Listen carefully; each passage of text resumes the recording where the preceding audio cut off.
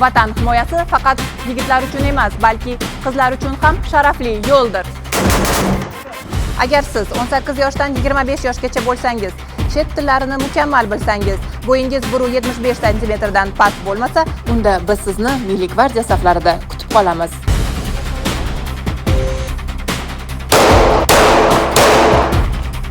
Vatan ravnaqiga o'z hissasini qo'shishni istaydigan, yaxshi jismoniy tayyorgarlikka ega, intizomli va mas'uliyatli qizlar uchun bu ajoyib imkoniyat.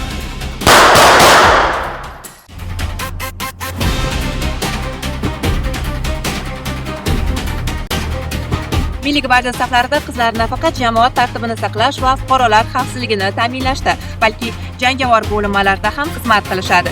Shuningdek, yuqori martabali mehmonlarni kutib olish va kuzatish marosimlarida ham ishtirok etadilar.